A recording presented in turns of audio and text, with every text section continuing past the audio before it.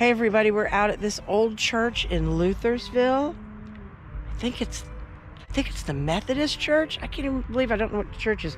Hold on, I'll find out. But I wanted to take you there. We've been wanting to walk here for a while. This is one of the older, it's a graveyard, not a cemetery. I'll correct myself right off the bat. You can see it's very large. And now, actually, I'd have to ask, and I'm going to find out. But I think the front part is the graveyard. But then I think there's been an additional cemetery in the back. I don't exactly know who owns what property, but we'll find out. And oh my gosh, look at this tree. Holy moly, I just love a big old tree. Look at that tree. And it hasn't been obstructed, so it's growing in a nice circular fashion. And another cool tree, oh my. I love the trees when they don't have any leaves. They're just beautiful to me. I love that. So let's take a walk.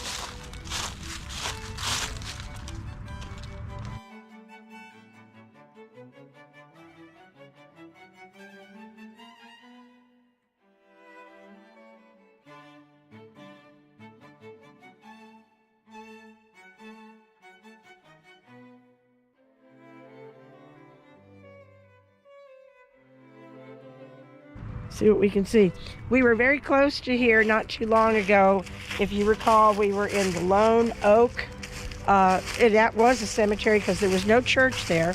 And we found a bunch of cool stories about some of the folks who are resting there and a little history. We are in Meriwether County, Georgia. Meriwether County was named after David Meriwether, an officer in the Continental Army during the Revolutionary War.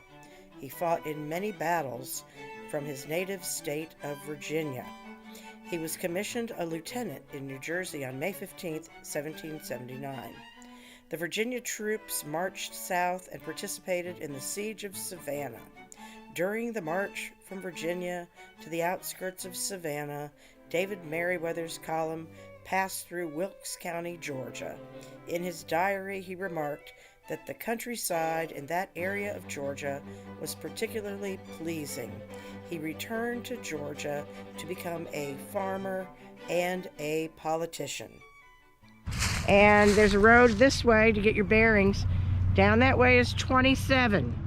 Now, Highway 27 was mentioned in The Walking Dead. Rick said we should use alternate 27 to get out of Atlanta. I think they were trying to go to Fort Benning in the show. And also, Highway 27 is the road in the series that we did about the murder in Coweta County.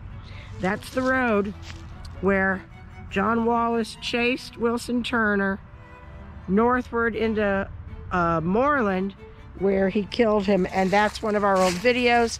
I'll put a link to that when I'm there, huh? Oh, what, Mark said something he did not.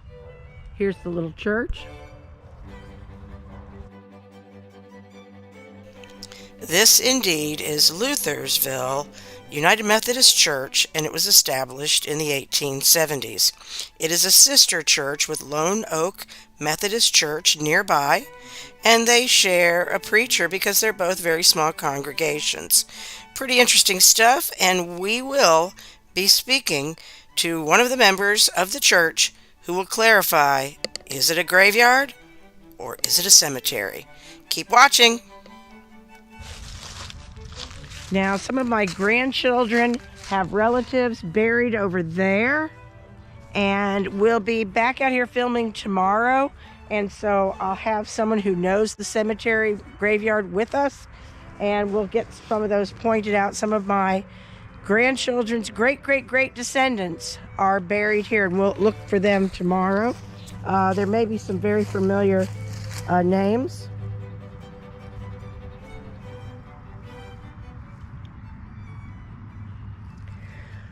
Father Edmund Spearman, buried at Corinth, Georgia.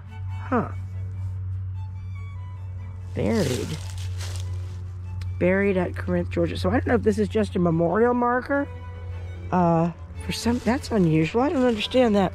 He's buried somewhere else. Mother, oh, okay.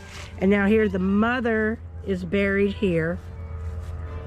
That's interesting. Martha Ann Spearman, 1824, huh? That airplane. Oh, oh, look at that. Look at that, guys. That's like almost like a kit airplane. I hope y'all can see that. Cool. We're very near the little Noonan Airport where Alan Jackson flies in and out. But this is interesting stone, Mark, I found. It says mother on this side, and then it says on this side, it says father, and then it said buried in Corinth, Georgia. So I guess they're not here together, but I guess maybe the children wanted a marker or something like that. Edmund Spearman's body is indeed buried in Corinth, Georgia. He is memorialized on this stone that he shares with his second wife, Martha Spearman, with whom he shared 10 children. He had previously been married to a woman named Martha, nicknamed Maddie, with whom they had 3 children. Another interesting fact that we did dig up in research is the fact that Edmund's father served in the Revolutionary War, as well as did the namesake of Meriwether County, David Meriwether. Did they know each other? They were both from Virginia. Is that how the Spearmans came to settle in Meriwether County, Georgia? An interesting bit of a mystery. We do know that his father did serve under Captain Adam Clement. He was serving in the Virginia state, and he registered for the militia in 1775. Clement died on October 11th in 1811 in Campbell, Virginia at the age of 72, and he is buried in the Oakdale Cemetery in Campbell, Virginia. I also uncovered an oath signed by Edmund after the Civil War. If you wanted to vote in any of these southern states, the federal government of the United States of America asked you to sign the Supplemental Reconstruction Act oath. And here is a copy of that. This ironclad oath, as it was known, was required by law. Abraham Lincoln that proposed that for a state to be able to vote in a federal election, 10% of the population had to sign this ironclad oath. Those are Hardaways, a plot of Hardaways.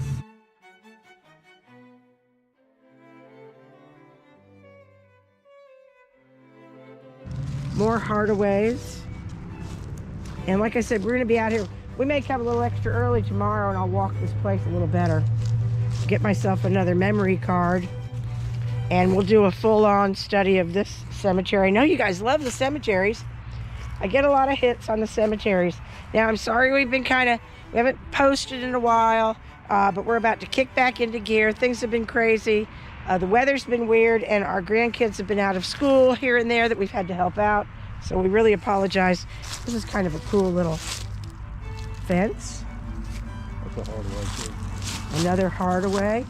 These are very nice, white marble. Upshaw Weish. Not sure how to say that one. A Sally. You had a cool name, my dear.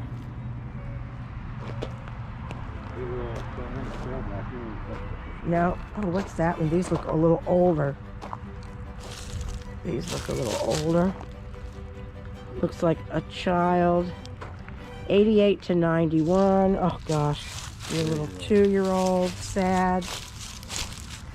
Infant. TC. Infant of TC and Cordy Wilson. They were the parents. Probably a stillborn. 1904.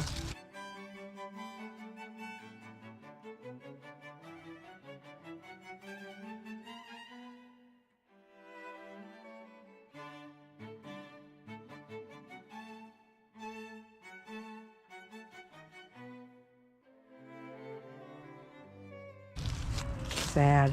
Poor babies. We talked about the babies. You just can't talk about these dear little babies enough.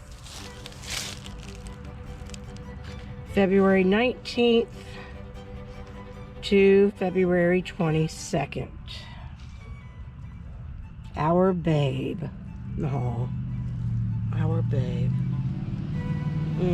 Gosh. Here's something random left here. Little stuffed toy.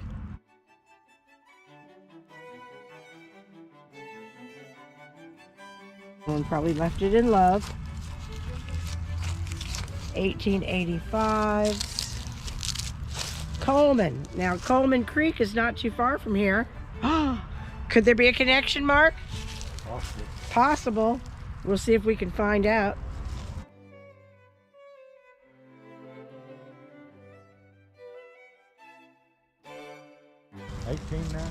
Yep.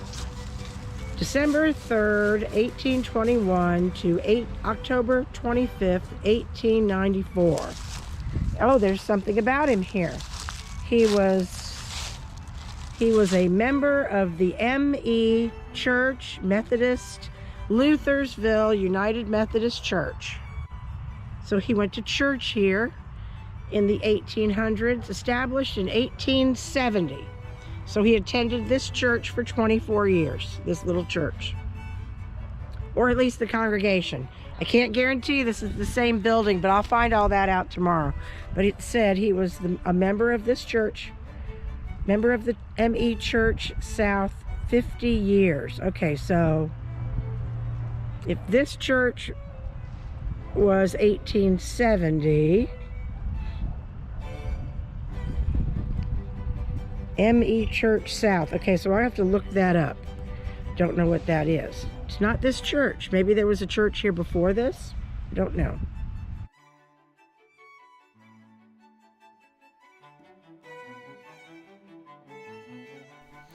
This little congregation's church was established in 1870, but it has endured several fires, being rebuilt numerous times.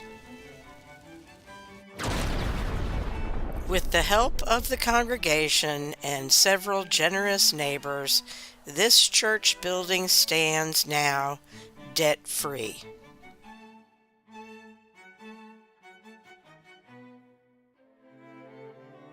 $50 years. Okay, so if this church was 1870, M.E. Church South. Okay, so I have to look that up. Further research reveals that M.E. stood for Methodist Episcopal of the South. The Methodist branch of this church believed that slavery contradicted the laws of God and that slave owners should free their slaves in a benevolent fashion for good service and loyalty. It's not this church. Maybe there was a church here before this. I don't know. Father lies here at rest, as ever God with his image blessed, the friend of man, the friend of truth, the friend of age, the guide of youth. Nancy Coleman, gone but not forgotten.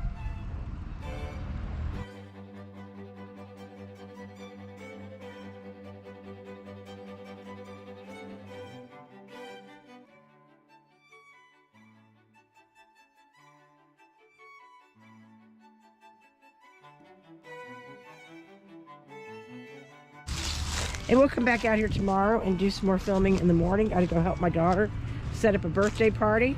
But again, we are at the Luthersille Methodist Church. Oh, we got to go see that one. School bus going by.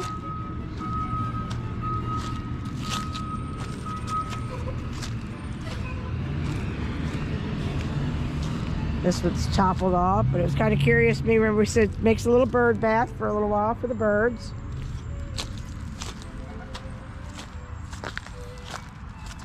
Just a stone. Here's a cool one with the fence around it. Ooh, look at all that firewood. Mark said we couldn't get any firewood. So when we lived in Florida, we used to have a thing where we would go pick up the random wood. And we was like, well, we're doing a little favor to the cemetery or the graveyard. But we've got some metal in the back of our truck, so we're not going to pick this up. But we might in the morning. It's just a nice way to clean up the cemeteries. Look at all that good burning wood dropped out of this tree, which is full of mistletoe. Well, happy merry late Christmas with the mistletoe. And these are Heinzman. Oh, 1904? 1901. 1835 to 1901. Michael D. Heinzman. Martha E. wife. Oh, 1936. So I don't know if that date is correct or not. Emmy Heinzman. And a big obelisk. Oh, this is a cool one here too. Ooh, these are all caved in. Broken up, falling apart. It's a super old cemetery. That happens. Oh gosh, several more children here. This one's leaning. And the word names, if you could even see them, would have been on the other side. So I have no idea who rests here. There are Dunlaps.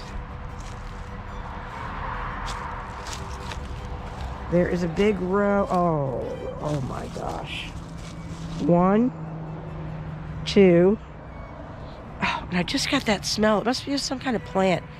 When we used to visit historic places when I was a kid, we would take day trips on Saturdays and travel Virginia. And we would go to memorial places and historical Civil War spots and so forth. And you would get this smell. I just got that smell here. And they also say, you know, sometimes when you get a certain smell, there's a spirit about. So I don't know. Bless these little hearts of these dear little children. 1, 2, 3, 4, 5. And then there's even a 6th child in the next plot. Oh my goodness.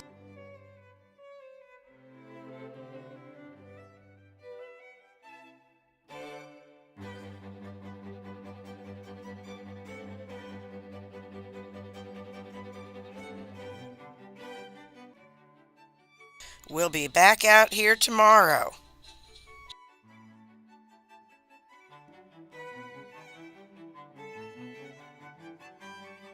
So I've got a tour guide to help us get through here, and I did some research. The church behind us, none of the cemetery property is on church property. So where we're at now is a cemetery, not a graveyard.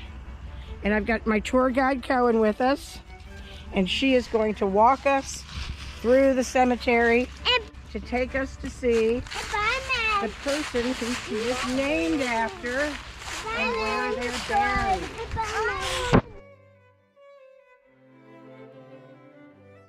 Granddaughter Cohen was named for her great-grandmother's maiden name, Mary Beth Cohen, and these are her Aunt Clara and her Uncle Millage.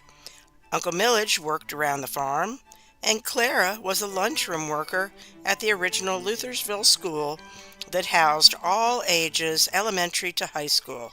It was located in College Street, but was torn down several years ago.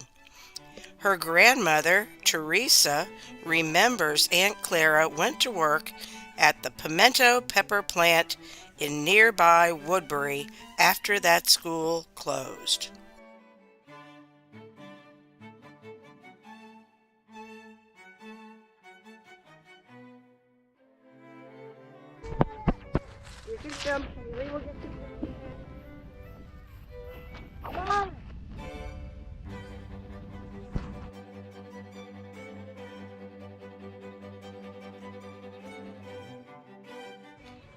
There it is, Clara.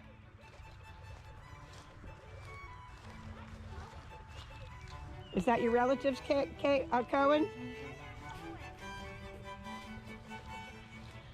Some infant daughters. sad?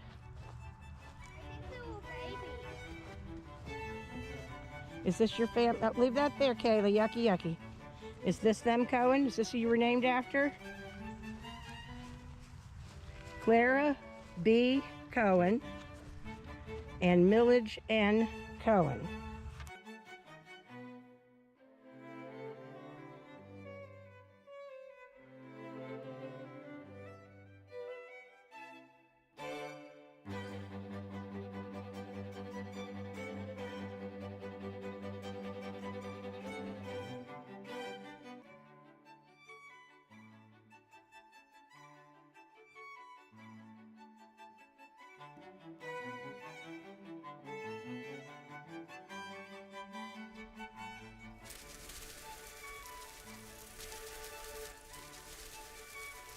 Thanks for tagging along as we find roots to the Revolutionary War as well as deep roots of our own granddaughter's family.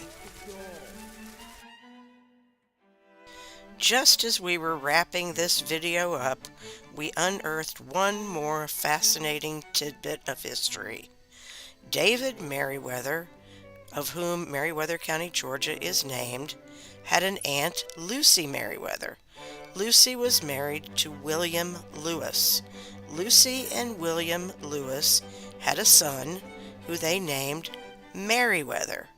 Merriweather Lewis, David Merriweather's cousin, is of the very famous Lewis and Clark expedition. The Merriweather family had a close bond with Thomas Jefferson. Records show that Jefferson purchased hams yearly from Lucy Merriweather Lewis, as she was known for her well-seasoned hams. The close relationship between the Merriweathers and Thomas Jefferson likely led to the commission of Merriweather Lewis to explore the territory west of the Louisiana Purchase. If you like this kind of video, please help us continue to bring histories and mysteries. Leave a comment if you'd like to help us out and make a donation. Sure would appreciate it.